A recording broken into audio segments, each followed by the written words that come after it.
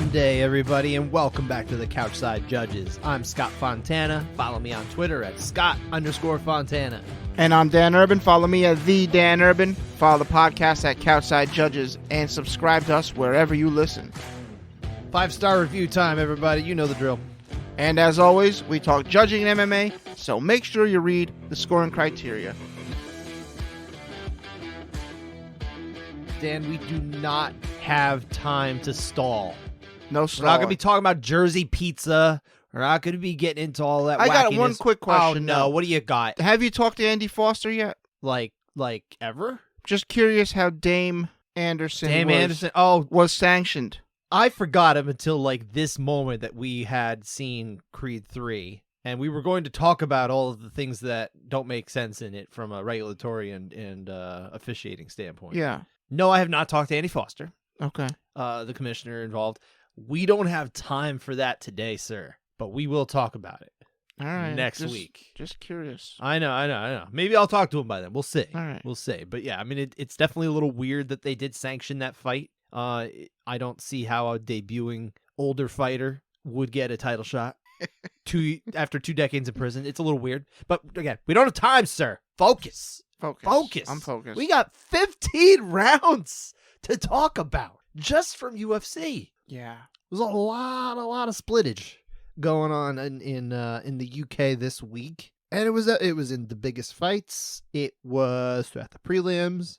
We've got a lot on our plate. But before we do, as always, let's kind of like just decompress a little bit from what happened Saturday, UFC 286, which we got to watch in the afternoon into the evening, which was great for, us folks. That was enjoyable. And I know it was really great for the folks in Europe who didn't have to, stay up till like 4 a.m. Yeah. Or is it 6 a.m? 6 a.m. That's usually what I think it is. Maybe more. I don't know. But let's talk about this. Let's talk about especially the pride of the UK, Leon Edwards. How impressed were you with his performance in getting the win over Kamaru Usman? Yeah, he looked great. I think it came down to the one thing you mentioned last week is that he knows he can beat him. It's happened. He's gonna have that extra confidence boost, and I think that showed. That was the thing I said? Yeah, I'm smart. Yeah. Wow. You said super smart. It's happened before. He knows it can happen. It's not just something he can dream can happen. He knows. He's witnessed it. Yeah. I completely forgot that I had that notion, but I definitely was watching with that in the back of my head because I'm thinking to myself, I'm like, obviously he's fighting more confident this time. You can just tell. Yeah. And when I talked to him in the lead up to this fight, which was since we'd recorded, he was saying he wasn't dejected like it was being described in that fight. Now, this is just his words, right? He wasn't dejected in that first fight leading up to before he got the finish. It was more frustration that his body wasn't performing. I guess it was the frustration with the altitude and all that. Take what you want.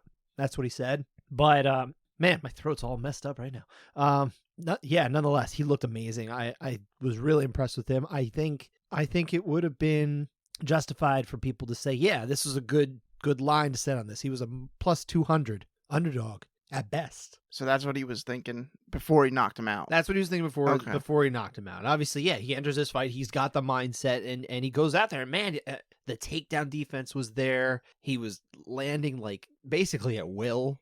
Landed 75% of his strikes. It was actually so his total strikes were exactly 75% accurate. Yeah, he was beating up the legs. The stupid significant strike and total strike difference or whatever. There's like 3 or 4 that didn't count as that. So it actually boosted his percentage. While, I mean, that doesn't like matter from a judging standpoint, but just the fact that literally anytime he wanted to pull the trigger, he was going to land. And a lot of the times he was landing hard. Yeah, the kicks were on point.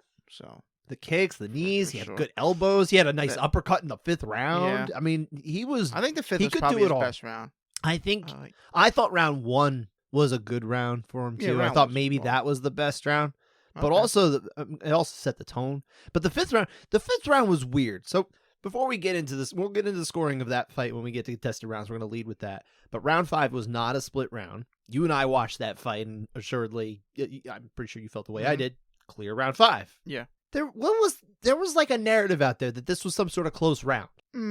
I don't think so. No, it definitely wasn't. No. Not even close. I mean, Leon's landing hard. Kamaru's pursuing a takedown. Yeah, He's not doing anything successful. He's not even getting what he wants done with what he's doing, which wouldn't win the round anyway. Mm-hmm. Like if he got the takedown, like He still wouldn't have won just because of that. I mean, he was getting tagged. He got tagged a lot. He got kicked a lot. I think he kept it standing far too long. I don't before think he decided, okay, let's go with the wrestling. I mean, I thought Kamaru's takedowns didn't look good. Like, period. Like, it wasn't talked about all that much on the broadcast, but to me, it looked like it was labored for him to go for takedowns. Like, I don't know if maybe it was later in the fight. I'm particularly remembering this, but he just didn't look explosive. I mean, it's possible. Supposedly, he's got no knees. That's what they're saying. Yeah, So, but like maybe this is all catching up to him. Maybe it really is catching up to him. And this could be the beginning of a very swift decline. I don't know. Maybe not. I mean, in theory, you can give 3 rounds to Kamaru Usman, and he wins this fight, especially with the point deduction, which we'll get to that as well. But as far as Leon and the title fight here, the title defense that would come after this one, because he's moved on. He's won the trilogy with Kamaru Usman. Yeah. Improbably. Nobody thought that would happen. Especially if you'd said that before he won the title, you'd say, he'll win. He's also going to win again. You'd have to parlay that, right? Yeah. Who's taking that? Yeah, no one's taking That's that. wild. That's impressive. Good for him. Who do you want to see next? I don't care. They're saying it's going to be Colby Covington, but who do you want to see next? I'm okay with Colby. That kind of excites me a little bit. Ew, I want to see gross. how. I do think Colby's the better wrestler of the two between him and Usman, and he's only lost to Usman, so I would like to see that as a him versus Edwards. He's probably the better pure wrestler, but like it's not a pure wrestling match. But I want to see if he'll drown Leon Edwards like he drowned Jorge Masvidal. I don't think he can. Masvidal doesn't have the same takedown defense. So that's true, but I just want to see what he can do there. In a perfect world. Or scramble ability to get back to his feet. I should also point that out. There's twofold there. In a perfect world, who I want to fight next for the belt, Bo Nickel. But that's not gonna happen because he's middleweight. I think he might be able to make 170. And Hamza would probably be my choice, but he's also up at middleweight now. Yeah, Dana was saying he's pretty much going to middleweight now. I mean, take it from Dana, but we had that Bilal eye poke. Maybe run it back. Finally give Bilal a little chance at. I think he's the most deserving. I think Bilal's the most deserving. I think Bilal would probably be who I would. I mean, either one. I'm good with either one, Colby or Bilal. I am not good with Colby. So, don't think Colby should get it. He's been at it, dude. The most action he's seen since he won that fight was getting sucker punched and losing a tooth, and then not talking for a year. He literally disappeared for a year. I mean, and all of a sudden he shows up and goes to the weigh-in, and now it's like, oh yeah, now he's gonna get the title shot. What? The whole thing with Dana White is you guys got to be active, got to get your title shot, and all of a sudden he's just able to sit out. Is it because I don't? No one else has this issue though. Other guys are allowed to sit out, but like, in fact, a lot of them do sit out. I don't know. They just like Volkanovski was out. What do you fight once 1 year? At least he's being more active now. I would rather see Shavkat just leap the line and get over Colby than get the. Shavkat will be interesting, but I also would love to see Shavkat and Muhammad. I think welterweight is kind of like so many guys. What about Shavkat and Kamaru Usman? You can do that because now Usman needs something to do. What happens with him? Right. I know, but I thought they said him and they're working on something with Shavkat and Bilal. Is the fight they're working on. Yeah, but who knows? Those things, they could happen. It could not happen. Who knows? But I don't know. I mean, what do you do then with Kamaru Usman? Maybe Burns fights him again. Well, Burns has to get through Jorge Masvidal. Okay, that's next month. So Burns versus Usman after that, because that makes sense. Yeah, but even that, Gilbert Burns wins. I mean, he could be in the mix too, because he had a good fight against Hamzat. Hamzat may not come back down again. It's not a ding on his record. I don't really think. No, there's no ding there. That was a very close fight. Or very fun fight, I should say. I don't know if it was. I think it was competitive. It was very competitive. Competitive, yeah. I think is fair. Close is tough. It depends. But both had really good moments, I would say. Yeah. Forget that though. We got to get to these rounds here. But before we do, really quick, Justin Gaethje. How many fights away from a title is he now? Because now they're saying he's kind of title or bust. So. Well, he is title or bust. He said he wants one more run and then he's gonna hang it up. Which is, I like the idea of it if he's comfortable doing it. But yeah, I mean, how many fights away? How much does he need to do before he gets that title or bust? Well, you have to do, winner of Beneil and Charles. It has to be first in line. Right. I would think. So then in theory, right he'd have to take one more fight, right? I mean, maybe. Is Poirier? Who's Poirier fighting? They do that again or no? Poirier, that could be interesting. I don't think Poirier has a fight lined up. They fought before, though, Poirier and do it again. Just do it again? It's been a few years. Yeah. It's been a while. All right. They could do that again. I think the time is right to do it. Fair. Especially because like everyone's always like, oh, it's the same few people always fighting for the title. It's like, well, now you can knock one of them out. Solves that problem. Get rid of them. Mm-hmm. All right. Get rid of them. Let them sleep with the fishes. Well, no, that's extreme. But on the judging side, for the numbers are not particularly great this time. Numbers are numbers. They are what they are. We just highlight them. 17 out of 32 rounds were unanimous. One of those was an 8-9 split. So the percentage was only 53.1. It is what it is. Sometimes we've had a few weeks where they were up in the 80s. This one is down to the 50s. Kind of brings everything back down to the mean. Mm-hmm. This is a tough one. A lot of close rounds here. We'll get to those. There's also a couple points taken. 2 points. 2 points. I want to say in the original outline, I did predict a point taken in the first in the main event. You did. Yeah. But you Was were the wrong wrong- about, it was you the were wrong totally person. wrong about the nature of it. I was wrong, You but I had still, everything wrong. You just had the fact that there was a point taken. that counts. I guess it's something. I'll give Yep. you that. Yeah. You thought it'd be for timidity. Yeah. Yeah. Not the case. This was a good fight. This was a This good is a good fight. yeah. Let's talk about this fight too. Let's get into Leon Edwards, Kamaru Usman majority decision. Which is this the first time in UFC history where the final 2 fights on the card were both majority decisions? It's got to be. Gotta be. I can't imagine. Also, it would be anything else. Bruce butchered the announcement in the co-main. Yeah. Oh, did he? Like, oh my God, wait, what? What'd he do? I missed it. He announced the first score. Judge whoever scores the fight 29-28 Gaethje, and then goes, and this judge scores it 28-28 and 29-28. Winner by majority decision. It was Gaethje. It was a little weird. It was like they were looking at him like, wait, what? Look, What's I was in going the on here? building for the first time ever that Buffer announced the wrong name. Remember they announced Jim Miller's the winner against Pat Healy? They announced Jim Miller. Oh yeah, Really? yeah. That was after he got tapped out by Healy, and he had to go. Oh no, excuse me. The winner is. And you will never find clips of this anymore. Like you'd have to find like the original like pay-per-view feed file that someone uploaded to like torrents or something. I never seen it because I was in the crowd for that fight. Yeah, well then you would have heard it.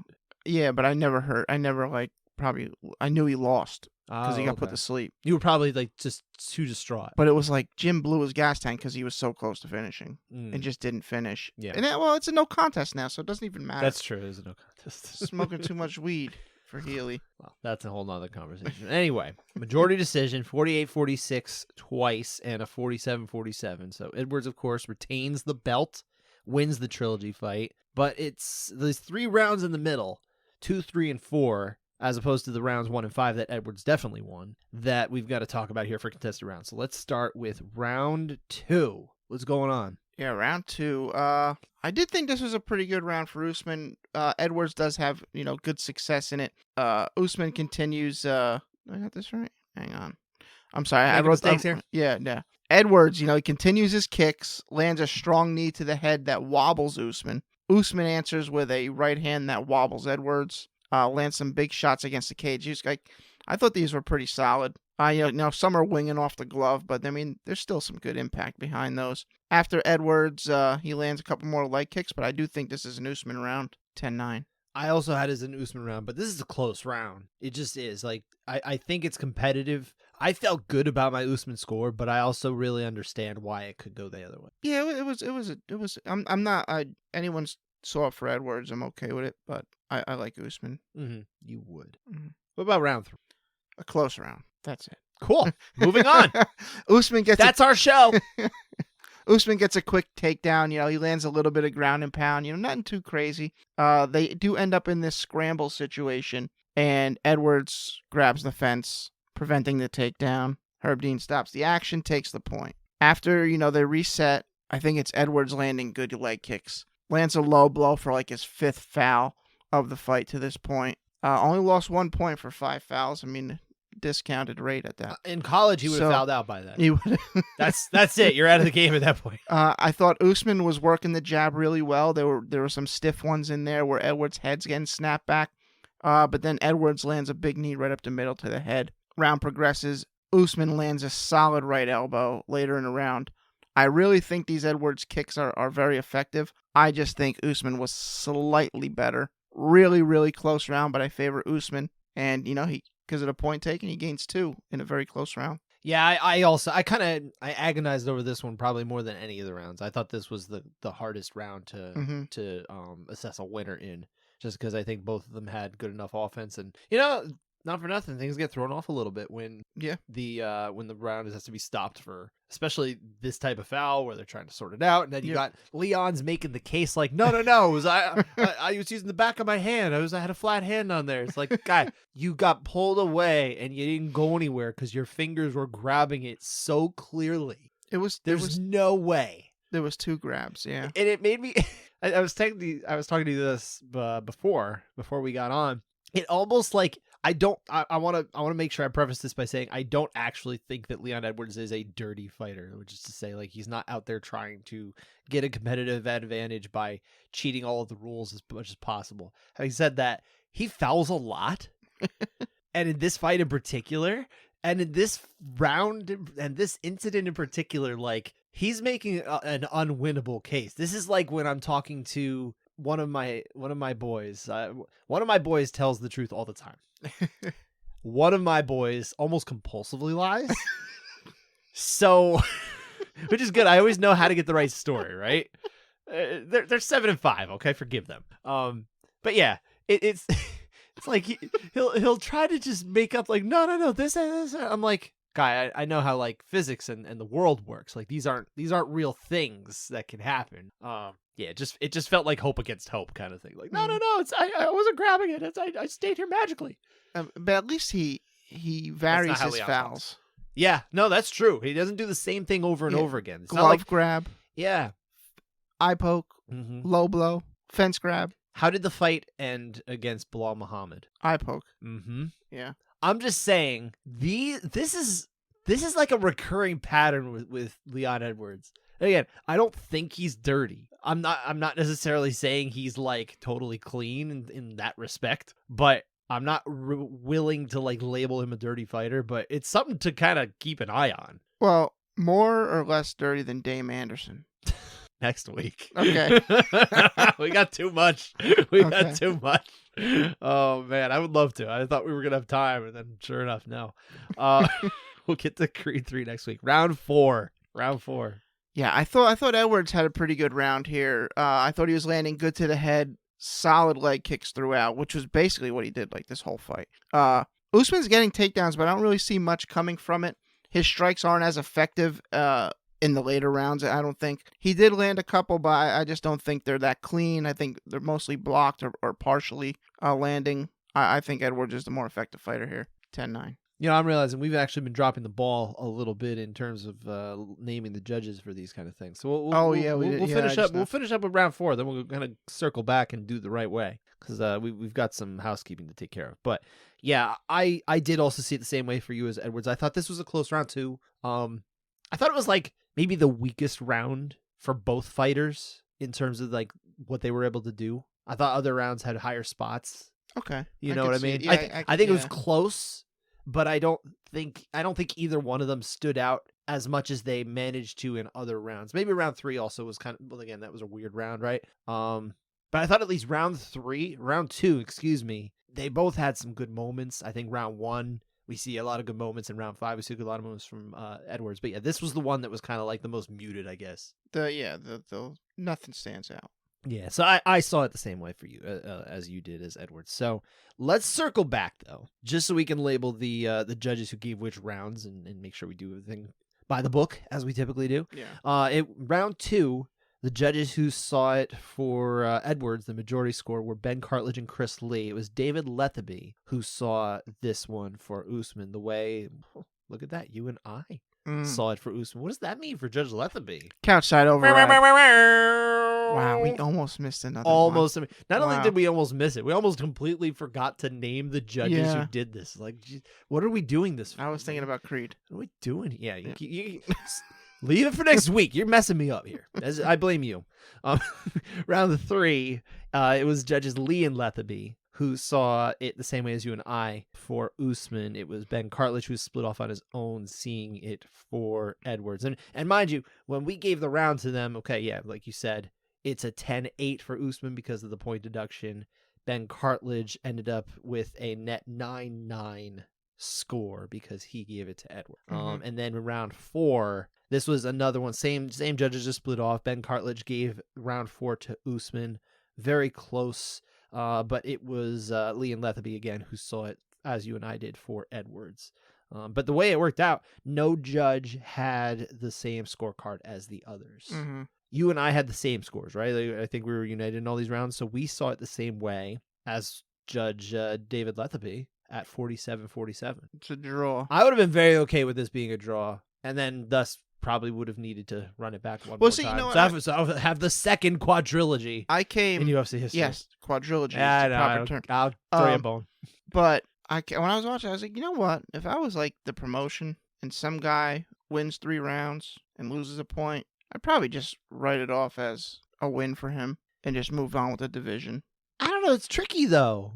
It's tricky. Like, he proved he's a better fighter, but also he didn't follow the rules. I know. But if I'm it's tricky. As the promoter, I don't know if I'd care that much about that. Yeah, I guess that's... Unless it was blatant and like, well, that was blatant, but like blatant in the sense where he's hurting someone. Well, when the day comes that Urban Fighting Championships replaces UFC, then that's what that will be. Well, it would still be UFC. I know. Yeah. That's what I'm saying. It'll happen eventually. I always thought that was probably bound to happen. That's why I hitched my wagon to you. Yep. Fighter pay will go up. Win show will not be the model we use. All fighters will fight 7 times a year. You will be required. If you're the champion, you will be required. You will have your dates in advance. And you will be expected to show up for them. What happens if you don't? Wait. What happens if you don't? I think you lose the belt. Oh, okay. What happens if people just lose the belt all the freaking time? I think then it just makes whoever the champion is, it's stronger. It doesn't water it Doesn't down. it actually make it weaker? No, it makes it stronger. I disagree. You got it. We don't have time for this one, sir. That was an offhanded thing. We got to move on. We got We got 12 rounds left. Let's keep it moving. It's a lot of rounds. Let's move on to the co-main event here. Justin Gaethje got the win again in our other majority decision over Rafael Fiziev, 29-28 twice and a 28-28. A bit of a surprising one. I think this caught a lot of people off guard, but this fight actually was an alternative decision, sir. Yep, one of those alternative because, decisions. and as familiar listeners would know, I call an alternative decision a fight in which the losing fighter actually won the majority of rounds, which is to say they didn't win the majority of judges, they won the majority of rounds. So in round 1 and 2, Rafael Fiziev got the nod on 2 of 3 scorecards. It just didn't work out in the way that gave him 2 out of 3 judges overall. That's an alternative decision. It's a weird one. It's weird because it's like, again, from a certain point of view, you can kind of say, hey, maybe that means that he's the better fighter there. But also, that's not how it works. So that is what it is. Let's get into it. We got to talk about all these rounds. The whole fight. Round 1. Yeah. I mean, but obviously, this whole fight's fun. It's fun. A super fun fight. Yeah. I use that adjective quite a bit. Round 1, both slinging heavy leather. Fiziev landing good to the body, attacking the head with 3 at a time. I thought Gaethje had really good leg kicks, landing heavy up top. But I think Fiziev landed better. I think he landed more. He went to the body a lot. I think it's close. I prefer it for Fiziev. I just do think he was the better fighter in this round. I think it's competitive. I didn't necessarily feel like it was that close in terms of me being able to pick a winner from my point of view, which is to say from the video feed that we get at home. I know I saw a lot of backlash against Judge Clemens Werner for giving this round, to Justin Gaethje. I didn't see it that way, but I can understand why it would end up being that way if you were at a different location around the cage. Different view. I think that's one thing that a lot of people just don't account for when they're trying to figure this out. It's like, well, you must have seen what I see. Not exactly. No. They saw it different. And just because they saw it different doesn't mean they saw it wrong either. For all we know, he's the only one who saw it right. Possibly. It's entirely possible. I will allow for that possibility. I saw it my way. I feel good about giving it to Fiziev. You feel like that too, I'm sure. Judges Mark Collette and Paul Sutherland also had it for Fiziev. So, we got 4 out of 5, three qualified people, and then you and me who had it the way we had it. But yeah, I mean, it's a close round. It's a competitive round, fun round, like you said. But I feel good about Fiziev here. Me too. Round 2. Again, another fun round. It's the reason why this was the fight of the night. Gaethje landed. Try not to sound too excited. Gaethje Gaethje landed some bombs. He really started to bust up the face of Fiziev. Fiziev landed some good ones to the body. I think his volume dropped this round. He didn't really attack the head as often as he did in the first round, but he did land a nice knee upstairs. I do think this one is pretty close. I do think Gaethje was the more impactful fighter, so I scored it for him 10-9. Yeah, I think this is the closest round of the fight, but also I definitely felt pretty solid about giving this one to Gaethje too. I just think he's definitely, especially later on, he's like really pouring it on. He's starting to kind of get that groove. He's feeling it, and I think he's left behind a lot of the argument that you would make in favor of Rafael Fiziev here. So yeah, I feel good about it. But again, this I think was close, and yeah, I don't really have any issues with it. So we saw it the same way as, and I don't think I mentioned it before, we're getting bad with this. I'm getting bad with this. Judges Mark Collette and Paul Sutherland were the ones who saw it the same way as you and I for Fiziev, right? Did I mention that before? I don't know if I did, but now I have. In this round 2, we saw it the same way as Judge Collette, whereas it was Sutherland and Werner who saw it for Fiziev, which I think a lot of people online too were seeing it the same way as a Gaethje round 2. But again, it's not. I think it's close. It's not weird. But I just said Mark Collette was on his own for this one, except for you and me, right? Yeah. What does that mean for Judge Collette? Couchside override. I feel like he hasn't got one in a while. We don't hear his name. International shipping is killing the show. It's true, man. A lot of sharks eating these things in the mail. It's got to be what it is. Round 3, final round. This is a different one. This is a different one. Yeah. This is a 10-9 versus 10-8 split. Yeah, a surprising one, I think. Yeah. So let me start with this. Sure. Solid second half of the round for Gaethje. Yeah, absolutely. He did really good damage. Heavy punches, really busted up the eye of Fiziev. But there's a first half of this round where Fiziev hurt Gaethje twice. Wobbled him. I think he might have almost dropped him with one of them. It was a really good start for Fiziev until he started to fade, like around the 3-minute mark. Gaethje came on strong, bopping him with like these big uppercuts. Said that was a combination he's been working on since he, started fighting. I just don't see any dominance to be checked. I don't see any duration to be checked. So the only thing left is damage. And is the damage enough to get to the 8 on its own? I don't think so, especially when you weigh in how good Fiziev started that round. I'm 10-9 Gaethje. I don't know that I would give this a 10-8 in our system, in the CSJ system that we like to do for past judgment fights. I think this is just a 9. This just felt like a good, solid, hard 9. Okay. I do think the damage is more than, had he had another D, I think you could easily get to the 8. I don't know if you can get to it on its own. I don't think so. So I don't see it. No. Because at that point you're probably talking about like large margin, right? Right. It's not really a thing that they do as much anymore. Second half of the round is large margin. First half is large margin the other way. Right, but I think they're trying to move away from large margin to begin with. So yeah, I think it's really hard to get an 8 out of this round. That's what I'm saying. No, I know you're not. But I know you are. Had he not had this start, I think you're probably easier to get there. Sure, but he had the start. I mean, Fiziev if looked it's in really butts good. And, Fiziev was about to take this fight, but he didn't.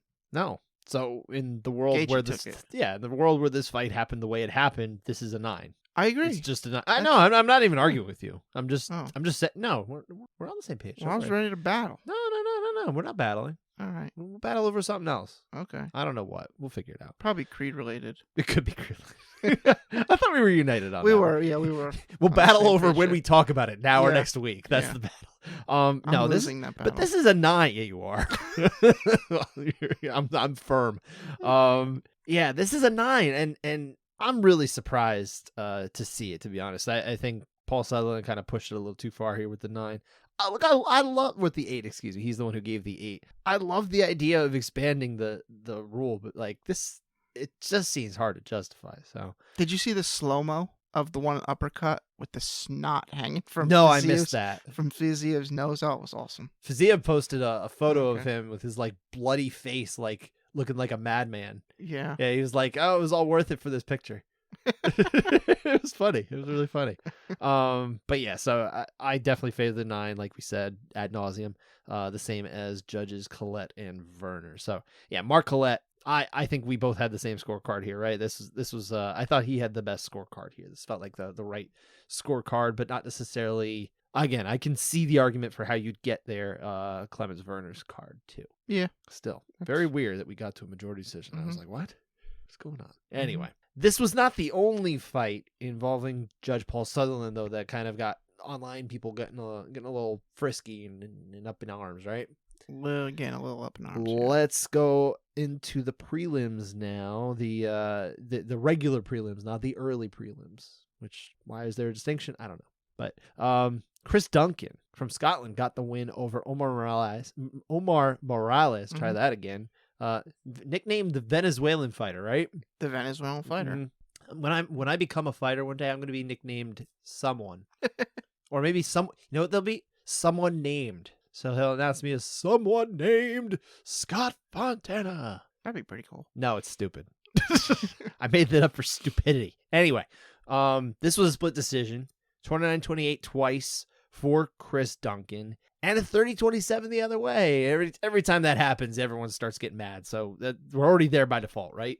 But let's talk about round 2 and 3. Let's break them down on their own merits. Let's figure out how we can get to this scorecard from Paul Sutherland. Yeah. So, I just yawned thinking about this. So. It wasn't a great fight. Round two. Yeah, so Duncan, he's working the leg kicks this whole fight. He gets a takedown against the fence, landing some heavy knees, non-Storley knees to the thighs. I thought these were strong. Wasn't all that many of them, but they're there for a while. Morales gets back up. He lands a couple good punches to the head, maybe a leg kick or two. But I think on the whole in this round, Duncan had the better round, more effective fighter. 10-9 Duncan. Yeah, I don't want to add any more to that.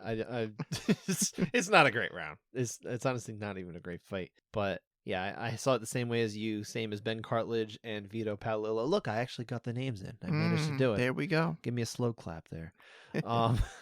Paul Sutherland, again, was the judge split off, seeing this one from Morales. I don't think anyone was bothered by this round score. I think nobody thought that was unusual or odd or anything like that. It was just one of those rounds round 2 was, not a whole lot's happening, Yeah. but somebody did enough on one side and someone did a little less on the other. Yeah, it's whatever. This is not the one to get up in arms about. Round 3, though, this is the one that once they read the scorecard at the end, they couldn't believe it that there was a 30-27, which by default meant round 3 was given to Omar Morales here. So why are they up in arms in round 3? Let's talk about at least what happened. Well, all right. So first minute, they're exchanging on the feet. Actually, it looks like it might be a pretty decent round, the way the first minute goes. Building up to one, maybe. So Duncan's landing some good shots. He keeps it up with the leg kicks.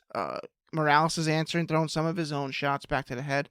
And then Duncan takes him down, and they hang out there for forever. Like 3 minutes. In this 3 minutes, Duncan does throw like one of those uppercuts that Hendo used to knock out Fedor. Obviously not as strong. A couple little less mustard on it, yeah. A couple knees to the body, like GSP did to Sarah, but more Storley-ish.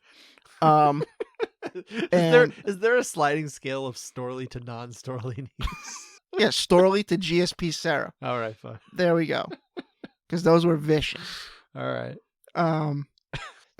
Only welterweights we're using, by the way. Yeah. All right. They get back to the feet eventually. Morales is yelling at the ref, "Hey, he's not doing anything." And DC's like, "Hey, that's not how you get back up. You don't get any help." He wasn't just saying you don't do anything. He looked the way it looked, and I don't think he was doing this, but like the way the camera was positioned, it looked like he was breaking the fourth wall like Deadpool. Like he was making a look at us being like, crazy, am I right? Look at this guy. So he does eventually get back up to the feet, probably like 40 seconds left. And on his own, too. And he lands a big uppercut, but that's really it. Yep.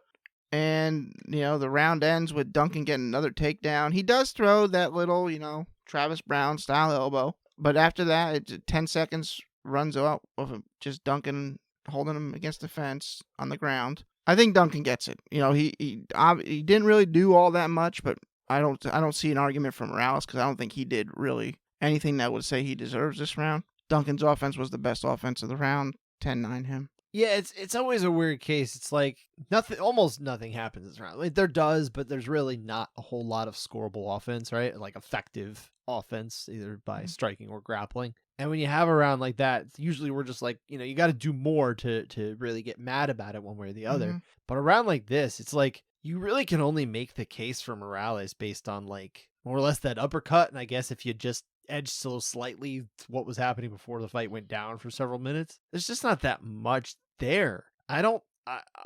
It feels like kind of, it's almost like taking what happened in, remember that Yana Kunitskaya fight, who's now Yana Santos, who we'll be talking about actually in a little bit, in that fight that she had a few years ago with Ketlin Vieira, where Ketlin Vieira was on top for like the majority of the round but doing nothing.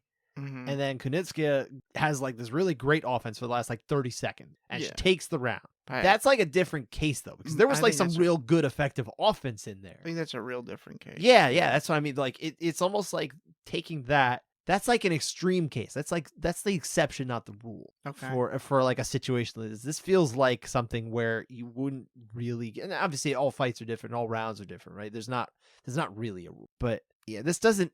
This feels like a little too much punishment for the way Duncan fought. Almost. I'm not in Paul Sutherland's head, and I don't know what he's thinking, but it's just like optically, I'm trying to like think out why he might go that way. I'm thinking, maybe if Morales drops Duncan with that uppercut, then you go, okay, he took that round. Sure. But that didn't happen. It wasn't even like a super heavy damaging uppercut. And it was a nice uppercut. Fine, okay, but that was it. And in that first minute, I thought Duncan was landing pretty good. He landed, good punches to the head, good leg kicks, and Morales answered with a few of his own. I think I struggle to get it to Morales. Yeah, I don't love this but I score. also don't care all that much. That's fair. That's the other thing. That's the other side of this conversation is people were like livid about this. And obviously they could barely process it on the broadcast, and Jon Anik smartly is saying, "Oh, I'm gonna defer right now." He kind of allowed himself to see himself out of that. I think that's smart because it's hard until you get to watch it again and kind of really think back to what you're doing. 'Cause as John knows, and as John has pointed out, he's there to do a different job. He's a commentator. Right, or he's a play-by-play man. He's not giving you the same, he's not being able to watch it in the same way as a judge. And even Joe Rogan, who was not on this one, he admits the same thing. He's like, I'm here to do a different job, Then he forgets and he says it anyway. Yeah. But I want to point out when I say I don't care, it's not that I don't care that the right fighter didn't get the scorecard. It's that I don't care that the one fighter could have done something more with his position. I just thought you were apathetic about life now. He just kept it. He's like, I'm just gonna hold on and not try to improve beyond this. So like, it's a low output round. It's tough to feel too bad one way or the other when no one puts a stamp on things. Yeah, and that's the reason why I'm not even like, I don't want to like go so hard as to even say it's like a bad score. Mm-hmm. I don't think it's the right score, but I think you can understand why it would get there and why no one should really get that crazy about it. Mm. But people like to get crazy about stuff. Gotta get crazy. Probably nobody even remembers this anymore, except for the fact that it was the same judge who did the 10-8, 10-9 round, right? Mm-hmm. But that was it for that fight. We can move on from that one. Moving on to a split decision again, right here. Lerone Murphy. I can't talk. I'm doing better than Bisping. Yeah, you for sure. Yeah. Not mislabeling civil rights leaders of the past. Gabriel Santos was the loser to Lerone Murphy. It was 29-28 all around. Very natural split decision here. Just, winners of one and the other. Round 2 is our split round. What's happening here? It starts out as a good round for Murphy. On the feet especially. He's landing some good punches. As the round went on, Santos started to find, the home for a couple good shots of his own. A good leg kick that knocks down Murphy. Santos does get, the back. He's throwing some strikes. He's looking for a choke. Switches to an armbar late. Starts landing some hammer fists as he's attacking the armbar. And, the round ends, basically, with Murphy kind of getting to his knees, stuck in, the triangle setup a little bit. I think this is a 10-9 Santos round. I felt good about Santos here, man. Yeah, close on the feet, and you have to score the ground for Santos. I mean, he's got an armbar. Yeah, I almost thought this was one of the harder rounds to go the other way for, to be perfectly honest. Yeah, I think there's enough scoreable offense here that I feel good about it, and it's stuff that like I feel like it's hard to miss. But maybe it is. I mean, I'll always grant that positioning on the cage is different, right? So it's weird. Is because I know UFC stats didn't credit Santos with a submission attempt. Not that the judges know. Right, not that right, yeah. but how far are you grading, a cross-side armbar when you're on top and you have the arm wrapped up, but the other guy's defending it well? Mm-hmm. All you gotta do is break the grip, and it's over. I don't know how strongly does the arm have to be extended for to count it as a solid offensive grappling attack. You're just talking about statistical accruement. Well, no, but I'm thinking judges wise. Well, I think the judges. It's on the judges to just be well versed enough to know that. Okay. And if there's an experience, I don't know the backgrounds exactly of judges Mark Collette, Vito Paolillo, and Clemens Werner, who are the judges on this one. I don't know their particular martial arts backgrounds. I'm sure they have impressive backgrounds, and I know at least a few of them train regularly. It's really just on the judge to just know that, understand the position. It's like when we took the course, we have to learn those positions. Right. And, if you're actually judging, assuming it's something you're actually doing, you're trying to sharpen that knowledge as much as you can. Of course. Yeah. But yeah, I felt good about giving this one to Santos, to be perfectly honest. I think there's enough offense here that it's not even just like no one did anything, kind of thing. I liked what he did here. I don't think it's like a bad score to go the other way, but I felt good about it. I'm like, it's almost like close but clear. Okay. For me. Yeah. But again, I can kind of chalk it up to differences in seating or positions, that kind of thing. So, but yeah, we ended up on the same side as Mark Collette. Once again, it was Vito Paolillo and Clemens Werner who saw it from Murphy, giving him the win. But if we had our druthers, it would have been Santos who gets the win. And same for Mark Collette. So what does that mean for him? Couchside override. That's remix. 2 for him. That was the remix, wasn't it? That was weird. I shouldn't do it that way. It's a bad one. Sorry, Mark. Maybe you'll get a shot of redemption. Yeah. Well, he already got one. You got a normal one. Oh, okay. That's why this I got it. is the remix. DJ Clue. Glue. My voice is gone. I can't do anything. Sorry, everybody. Let's move on, though. We have another split decision here. We got so many rounds. 2 rounds to talk about in Joanne Wood, nay Calderwood's victory over Luana Carolina, 30-27 and 29-28, and then a 29-28 the other way. So we've got all different scorecards. Mm-hmm. It's kind of a theme of the night. There were at least 3 fights like that. Just one of those nights, man. Round 1 and 3 we're going to talk about. So let's start with 1. Yeah, so I think the difference in this round was the strikes at distance. I thought Wood was really good at distance early, and Carolina kind of struggled to find her groove there. Mm-hmm. In the clinch, I thought both did good offense. Wood slightly better there, but I think Carolina was quite comfortable in the clinch as well and put up some good effective offense. But on the whole, mainly because of the strikes at distance, Wood wins 10-9. Yep, I had it that way too. But yeah, competitive round. Mm-hmm. Fun. I thought this was a nice fight. Yeah, I enjoyed this fight. Good, yeah. We obviously got a second round to talk about here. I think we can get this one a little quicker, this whole fight in general. We've gotten through, I think, the meat of the show, right? Yeah, who had the scores for this? Oh, it was, I should probably tell you that, huh?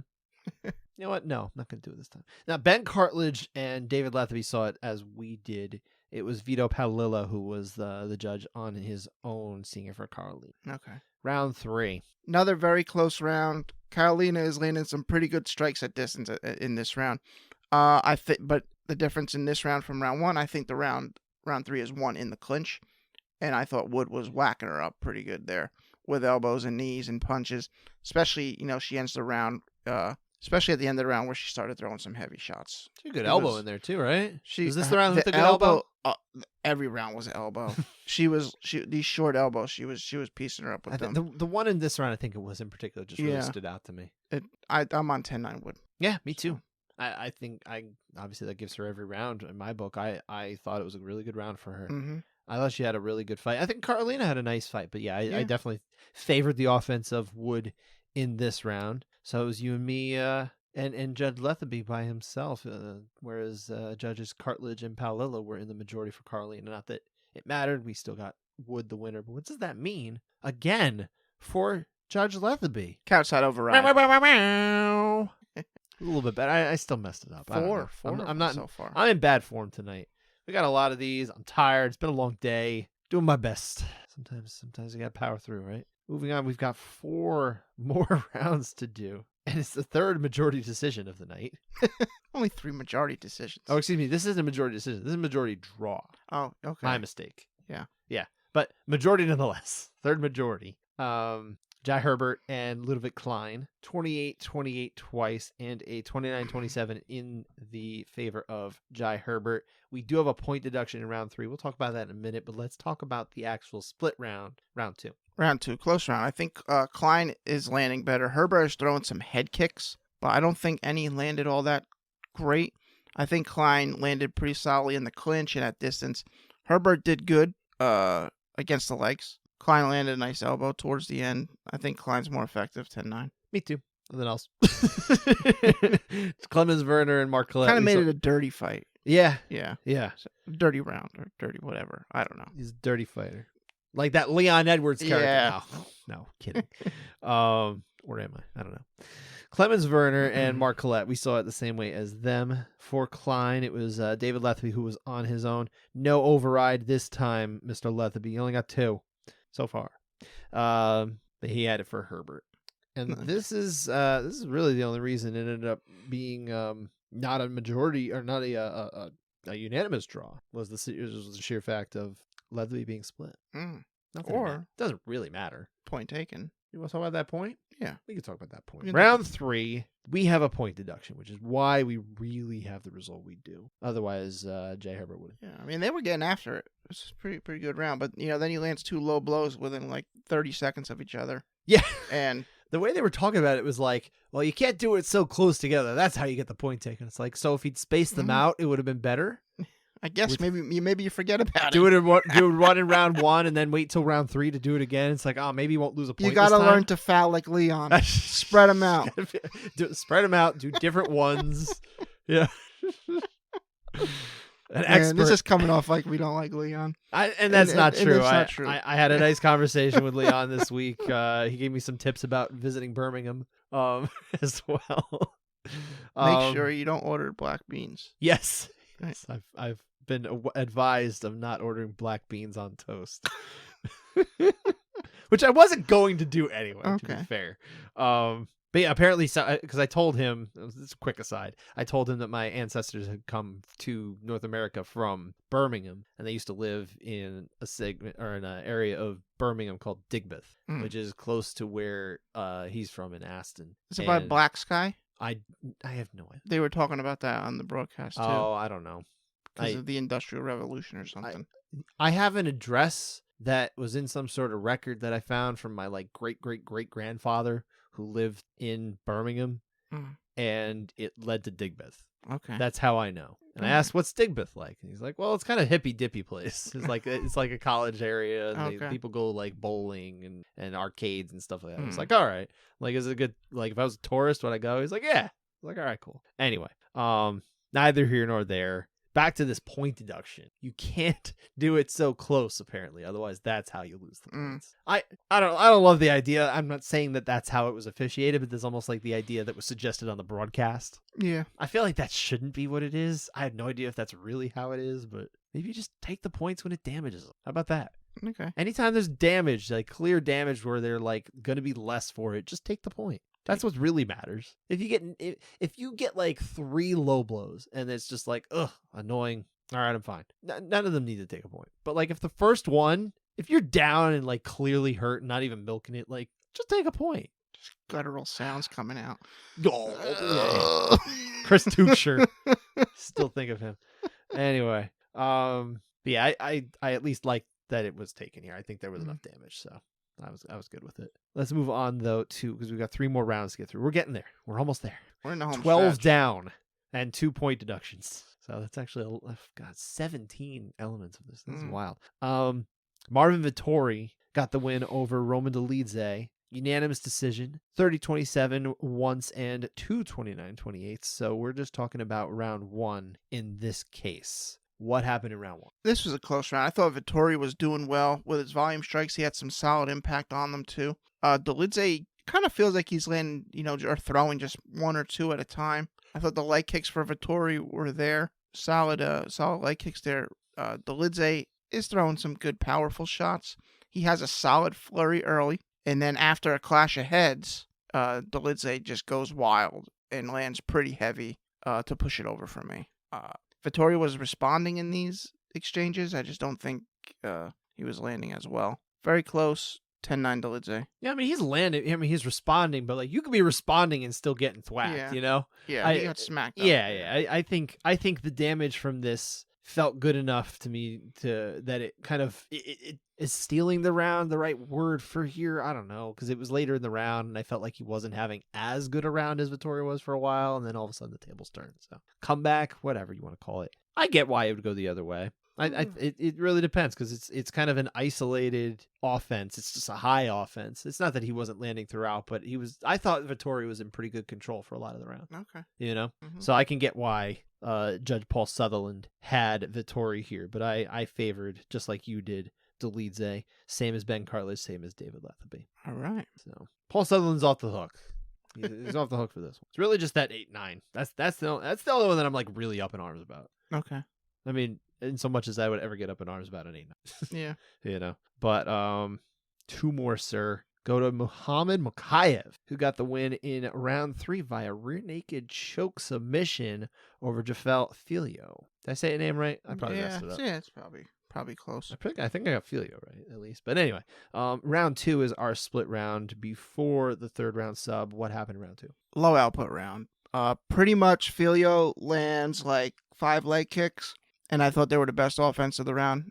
Mokaev really didn't do much outside of a couple lighter body head combos after the takedown. You know, of course, before that he threw some kicks and punches during the round, but I didn't think he landed anything. It's a low output round, so, you know, whatever. I'm not going to die on a hill for it, but I do think Filia's the better score. 10-9. Yeah, I think I'm about there too, and except for the fact that I just went the other way. I'm not gonna like die on the hill, is what I mean. Okay. You know, yeah. It's like there's not a whole lot going on. Mm-hmm. I can't feel married to my score because realistically, it's just not a lot to score. Yeah, I mean, give me a little bit more, maybe I'll go the other way. But no, I actually went the opposite way here. I had it for Mokaev, same way as Chris Lee. You saw it the same way as judges Ben Cartlidge and Paul Sutherland. Real quick, I'm so happy Mokaev that there was a finish in round 3, because I was torn. I was like, where do I even stand on this round right now? Because of that knee bar was ridiculous. And obviously affected him even after the fight. He was like he couldn't favoring it. Yeah. What would happen if he was able to separate and had, you know, him stand up? Like, is he gonna win by stoppage because he can't walk? I don't know. I'm sure he'd gut it out somehow or another. I know, but if you see if a fight sees he's visibly that damaged, like he's such a noticeable limp, completely less mobile. Are you saying the fight would have been stopped? That's what I'm asking. I don't know. I think we've seen that scenario happen, and usually they just keep going until they like fall over. Like if he gets kicked. It depends on the referee, of course. All refs are going to be, and the scenarios are different too. No, I think he would have found a way to get to the finish. All right. Didn't matter. He took it out. Yeah, he won. So he did. But yeah, I'm not married to this score either. But yeah, I did go the other way. I think it's the only time we're split. That's the only time we're split. Out of 15 rounds, this is the only one we're split on. You believe that? Yep. So you spoiled the ending for the final round. Oh yeah. Oh well. We'll talk about it anyway. We did. We were no one cares what I thought or you thought. We just want to talk about it. Jennifer Maia got the win over Casey O'Neill. Fun fight. 30-27 and then 2 29-28 over Casey O'Neill, like I said. And round 3 is our split round. By now, all 3 scorecards read 20-18 for Maia. Casey O'Neill needs a finish or something miraculous. So, you know, does she get it here? Well, it's her best round yet. Mm-hmm. And it's still a very competitive round. Just this whole fight was competitive and both did well. Both had good performances. Just one was slightly better. I just think she didn't dig herself in a hole, which I kind of felt was what she did in the previous rounds, and had to, you know, play catch up. Talk about Casey O'Neill. Casey O'Neill, yeah. She kept landing good, and she closed the round solidly by landing some heavy shots to, you know, in my mind, you know, to take it, to say, this is my round. Maia kept doing what she did the entire fight. I just don't think she was better than O'Neill in this one. 10-9 O'Neill. Yeah, same here. Very competitive for, like you said, most of the duration of the round. And then, O'Neill kind of has just a little bit of a flourish near the end. But even at that, I mean, is it enough? Depends where you kind of have the needle leaning one way or the other at this point. I can see why it may not have been necessarily enough for Vito Palillo to move off of Maia. Maybe he's in a different seat. Maybe he misses things here and there. You never know. There's a lot of low output rounds are hard because there's not a whole lot to score. High output rounds that are competitive on both sides are also hard to score because if you miss one strike here or there because they're moving around or the referee gets in the way or they move into a post or you have to look down at your screen or whatever, there's a billion reasons why you could miss the one thing that could have made just a little bit of difference, right? Yeah, a whole lot of reasons. Was Herb Dean the ref for this fight? For this one, I don't even remember, to be honest. I know Herb Dean was the ref, and he was in the camera shot. He just found his That's head. right. You kept saying there was a fight where he... There's a fight where his head's in the camera shot, like almost all the time. Mm-hmm. Like he was just a magnet to the camera. Oh, he just loves the fame. I guess. I don't know. Whatever. But yeah, so I saw it the same way as you, O'Neal. Same as Chris Lee. Same as David Lethby. Like I said, it was Vito Palillo who had, almost said Damian Maia, Jennifer Maia. No relation. Mm-hmm. We did it, sir. We got through it. 15 rounds. We got through. Thanks to all you for sticking it out. Well done. So you might as well hear about the finishes. There was still UFC 6. 286. There were was still 6. With all that many rounds. All 32 rounds. We still had almost half the card ended in finish. There's too many fights on these cards. God. I don't know if I sound like an old fart because I'm saying this, but like, man, back in my day, it was like 10 to 12 fights. We didn't even get to watch the prelims unless you bought a ticket to it. Or when they started putting them on Facebook. Yeah, you had to have a Facebook account. As much as I hate, all right, well, most people had a Facebook account, right? But like, I didn't like the quality of the video that we were getting from Facebook at the time because it was kind of pixelated-ish. It wasn't perfect. They needed that Pied Piper compression algorithm. Yeah, they definitely needed better compression on that. That's for sure. But man, I miss those days because I could watch the fights live if I wanted to, right? Mm-hmm. And I would. I always would. I think I watched every Facebook prelim that I could. But man, back then they would just put the fights on to fill time if you missed it, even the Facebook ones. Yeah. Because they're assuming most people weren't doing it, that most people weren't freaks and would watch every single fight. Mm-hmm. Freaks like me. Now they don't do that because everything's on TV and they assume you watched it. So instead of watching that really cool finish from a few hours ago that maybe you missed, you get a 15-minute promo package or them talking in the studio. And, well, at least Anderson got inducted.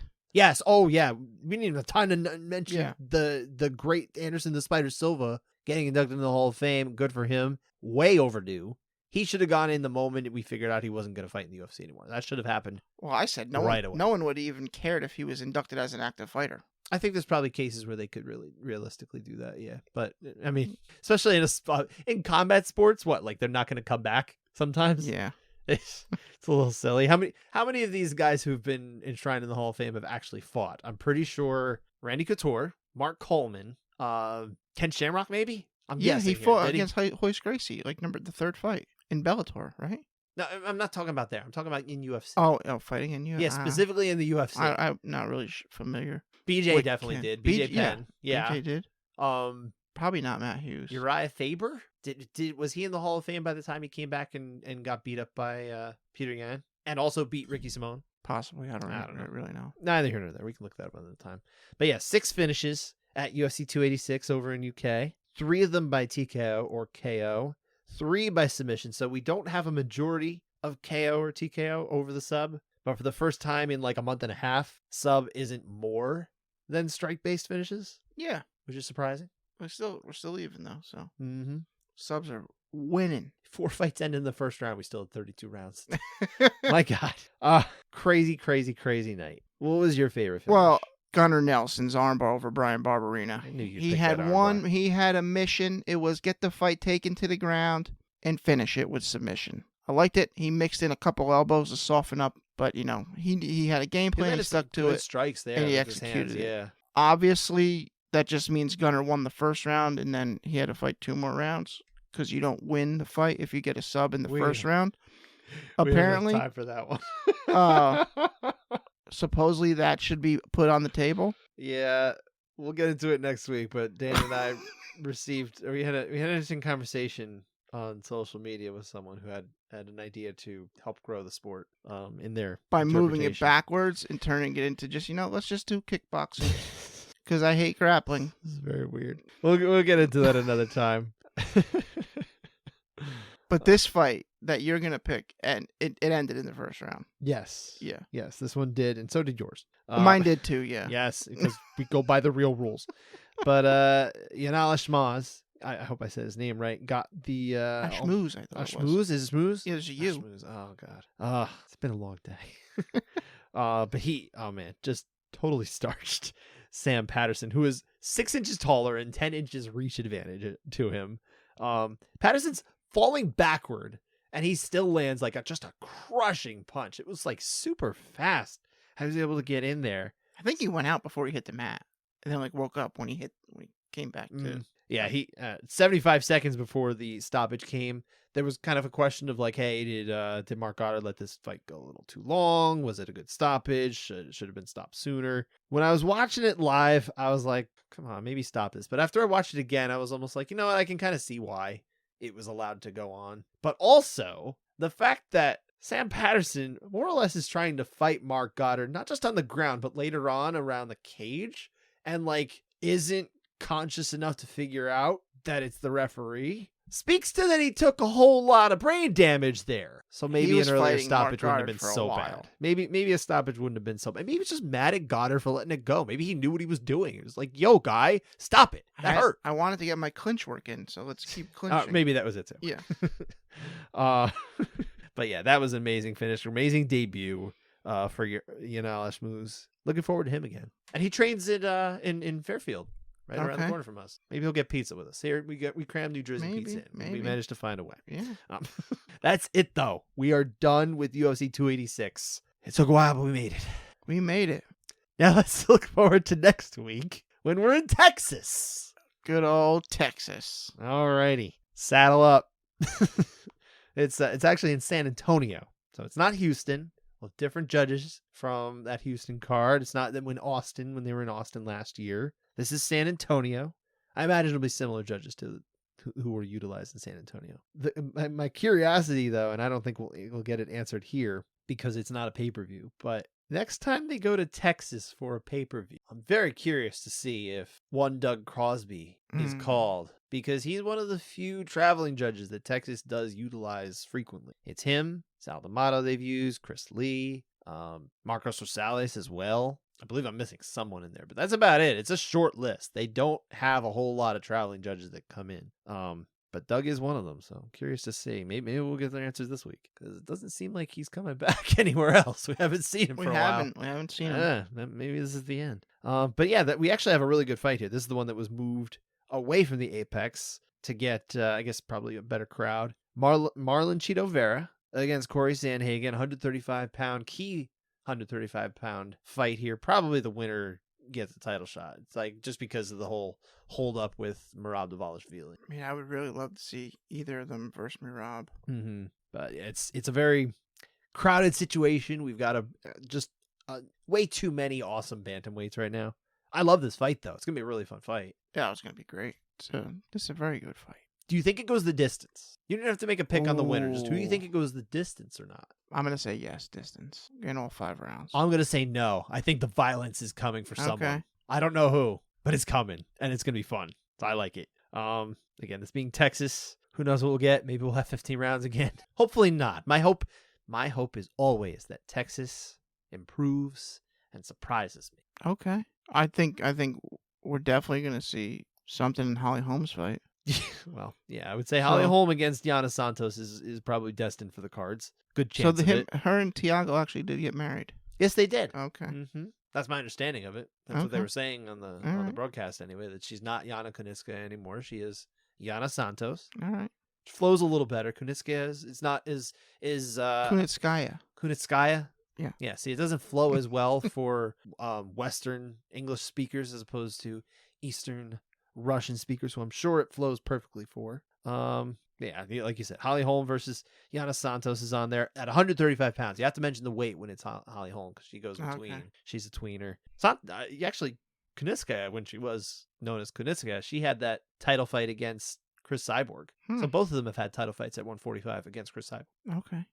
But this one, again, it's 135 pounds. I know there was another fight you were really looking forward to that you highlight. Yeah, Alex Perez and Manel Kopp. That's a fun 125-pound fight. I like that. Is one it a lot. Alex or Alex? I think it's Alex. I think it's Alex. I don't believe he's Brazilian. I believe he is from a Latin American country, Okay, so other Alex than Brazil. Perez versus Manel Cop. Mm-hmm. Should be exciting. I like that one. Manel Cop's always fun. So is Nate Landwehr, who's going against Austin Lingo. That's a fun one. I mean, like I said, Nate Landwehr is kind of a maniac, like in the best way possible for a fighter. Yeah. So Well, a lot of fighters are maniacs, but a lot of people are maniacs. I'm kind Yeah. of crazy too. I talk about judging for an hour a week. yeah. Yeah. We're beyond an hour at this point. Oh yeah, that's true. Well, like, it was jam packed. We had to get it all in.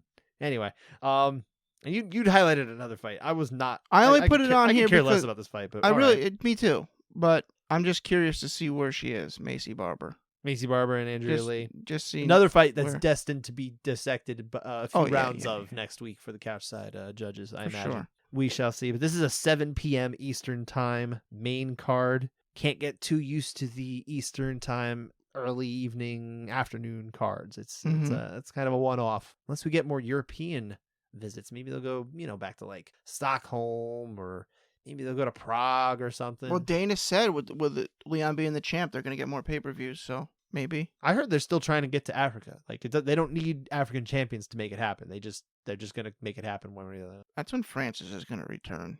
Him versus John Jones in Africa. It does sound like that door is closed. Never say never, but It's never oh closed. man, I would be surprised if it happened soon. Okay.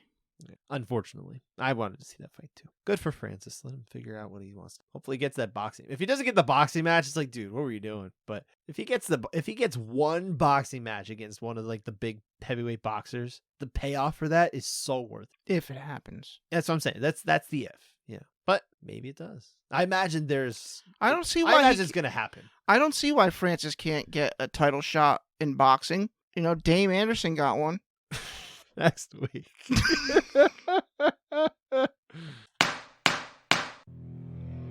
All right, that does it for this episode of the Couchside Judges. We'll be back again on Monday to discuss Texas And Creed 3. and Creed 3. We'll finally get Yeah. to it. All right, thanks for listening. Take care, everyone. Have a great week.